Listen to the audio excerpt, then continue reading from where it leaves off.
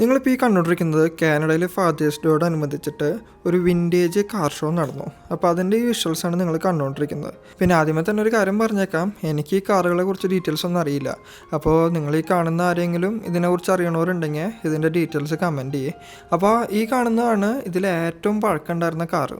പിന്നെ അപ്പുറത്തെ കാർ നോക്കിയപ്പോൾ ഏകദേശം നമ്മുടെ നാട്ടിലൊക്കെ വെച്ചാൽ സ്ക്രാപ്പിൽ കൊടുക്കാനുള്ള ഭാഗമായിട്ടുണ്ട്. അതേപോലെ തുരുമ്പിച്ചിട്ടാണ്. എന്നാലും സംഭവം കൊള്ളാം. എന്നാലും നിങ്ങൾ വിചാരിക്കും ഇതൊക്കെ റണ്ണിങ് കണ്ടീഷനാണോന്ന്. ഇത് കണ്ടോ, ഇത് നല്ല സ്മൂത്തായിട്ട് ഓടുന്നുണ്ട്. പിന്നെ അത് കഴിഞ്ഞ് നോക്കിയപ്പോൾ നമ്മുടെ മിസ്റ്റർ ബീൻ ഓടിച്ചേർന്നൊരു പച്ചക്കാറുണ്ടല്ലോ, അതിൻ്റെ ചുവന്ന വേർഷനാണ് കണ്ടത്. അത് കഴിഞ്ഞിട്ട് ഇത് നമ്മുടെ സ്റ്റീഫൻ നെടുമ്പള്ളിയുടെ വണ്ടിയല്ലേ ഈ കിടക്കണത്.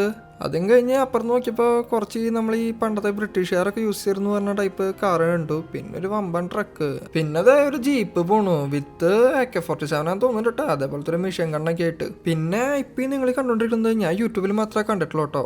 അവിടെ ഒരു പോയിന്റ് ഉണ്ടാവും, അതിൻ്റെ ഉള്ളിൽ നമ്മൾ ബോൾ എറിഞ്ഞ് അവിടെ ഉള്ള ഒരാൾ വീഴും.